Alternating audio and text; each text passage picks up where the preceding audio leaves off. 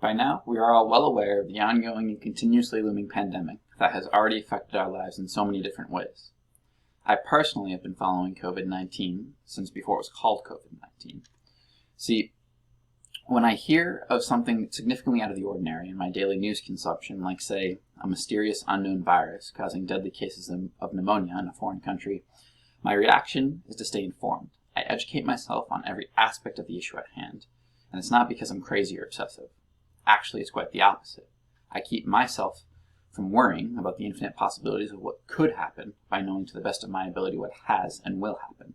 On the other hand, a little worry isn't bad, but can be good and productive, at least if this pandemic is as serious and significant as many public health professionals are saying. To many of you, this may seem like a no-brainer, but others belittle the current situation, getting caught up in the confusion as some public officials state otherwise. COVID-19 could be, quote, obviously devastating to somewhere between 1 and 3.4% of the population. But we don't shut down our economy because tens of thousands of people die on the highways. It's a risk we accept. Unquote, U.S. Senator Ron Johnson.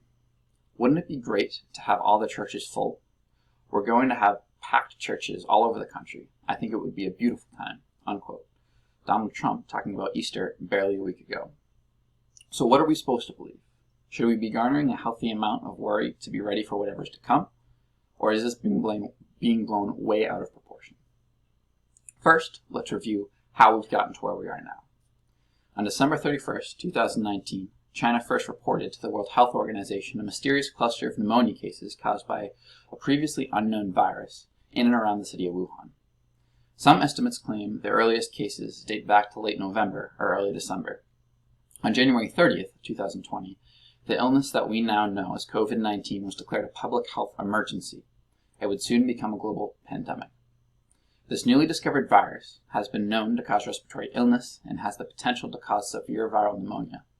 Most people infected will experience mild to moderate respiratory illness and recover without requiring special treatment. The elderly and individuals with underlying health conditions are at the highest risk for developing serious illness. The virus is spread primarily through droplets of saliva or discharge of bodily fluids from the nose when an infected person sneezes or coughs. Common symptoms include a fever, tiredness, and a dry cough. Other symptoms include shortness of breath, aches and pains, a sore throat, and in very few cases, diarrhea, nausea, or a runny nose. While these symptoms may sound similar to those of the seasonal flu, this is not the flu and must be taken seriously. Joining Donald Trump and the senator from Wisconsin, Ron Johnson, are many other public officials. This can be confusing to some as they are directly contradicting most public health officials. The Lieutenant Governor of Texas, Dan Patrick, tweeted, "What I'm living in fear of is what's happening to this country. Are you willing to take a chance on our survival in exchange for keeping the America that all America loves for your children and grandchildren? And if that's the exchange, I'm all in." Trump has also said, "People get tremendous anxiety and depression, and you have suicides over things like this. When you have terrible economies, you have death. I mean, it definitely would be in far greater numbers than the numbers that we're talking about with regard to the virus. And you look at automobile accidents, which are far greater than any numbers we're talking about. That doesn't mean we will tell everybody no more driving cars." Many people use this rhetoric as an excuse to brush off this public health crisis as a bad case of the flu. The facts, however, state otherwise. Although it hasn't been around long, COVID-19 has already put up some staggering statistics. As of April 2nd at 10 o'clock in the evening, the number of confirmed cases stood at 1,014,673 globally. The virus has an estimated hospitalization rate of 12 to 18.5% and has recorded 52,983 deaths as of 10 o'clock in the evening on April 2nd. The mortality rate so far has varied greatly based on location. The global mortality rate stands at approximately 5.2%, the mortality rate in Italy stands at approximately 12%, and the mortality rate in the United States stands at approximately 2.4%.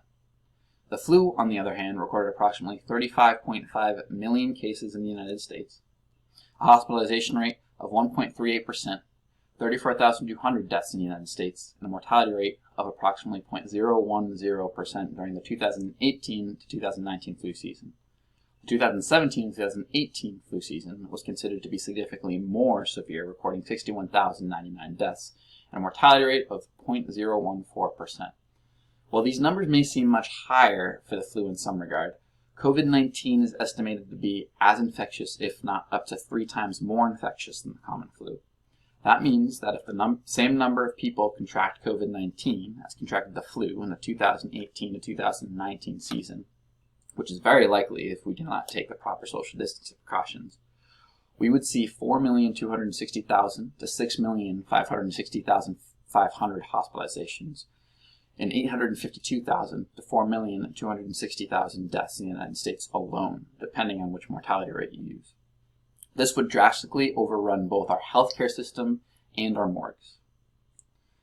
Many health experts have also compared what we've been seeing and what we can expect from COVID-19 to the 1918-1919 flu pandemic. This particular strain of the flu, which many people know as the Spanish flu, caused a similar respiratory disease. Severe cases resulted in pneumonia, bacterial instead of viral, as it infected roughly 1/3 of the world's population, with a fatality rate greater than 2.5%.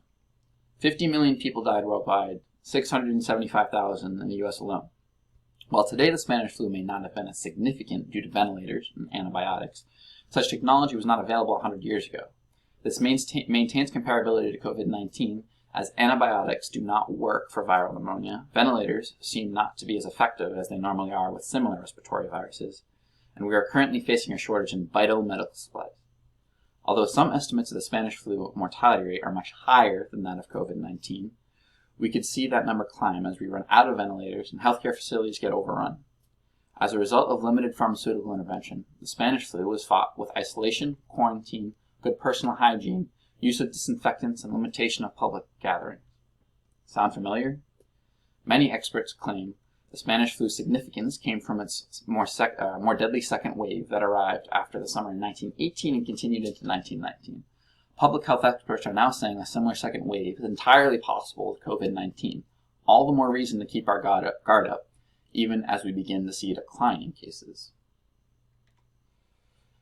As the once foreign stories of COVID-19 become a very realistic impacts on a domestic level, many people are being affected in ways they never could have imagined.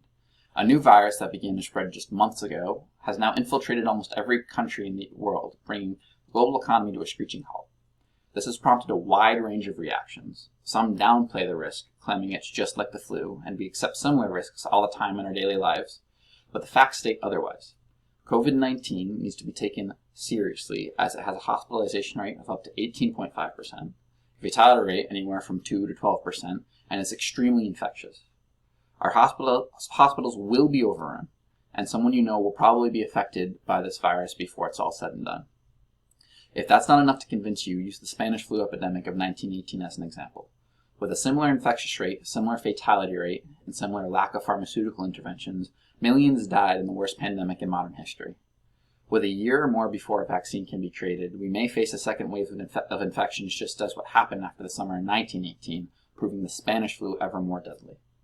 Although what you hear on the news lately may sound like it fits better in some dystopian pandemic horror film, this is very much a reality and people must treat it as such.